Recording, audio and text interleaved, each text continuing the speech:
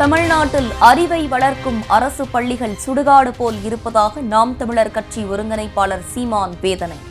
சுடுகாடு நட்சத்திர விடுதி போல் இருப்பதாக மறைந்த தலைவர்களின் நினைவிடத்தை சுட்டிக்காட்டி விமர்சனம். நினைவிடத்தை வந்து பாருங்கள், எத்தனை கோடிகளை கொட்டி நட்சத்திர விடுதி போல அந்த சமாதி புதைகுழி கட்டப்பட்டிருக்கிறது என்பதை பாருங்கள். அரசு பள்ளிக்கூடம் கல்லூரிகள் எப்படி இருக்கிறது, சுடுகாடு போல சுடுகாடு எப்படி இருக்கிறது என்று ஒரு தடவை பாருங்கள். தேர்தலில் வாக்கு செலுத்துவது என்பது ஒரு சடங்கல்ல, ஒரு முறை அல்ல. ஜனநாயகத்தில் நமக்கு தரப்பட்டிருக்கிற மதிப்புமிக்க உரிமை என்பதை உணர்ந்து நீங்கள் வாக்கு செலுத்த வேண்டும்.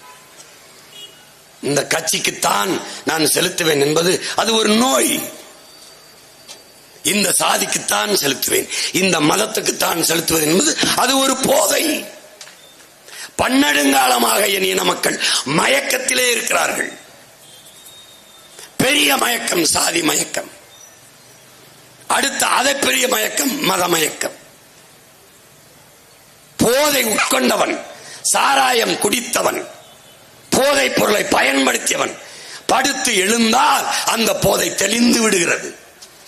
ஆனால் சாதி மத போதை ஏறினால் செத்து புதைத்தாலும் போவதில்லை. ஏன்?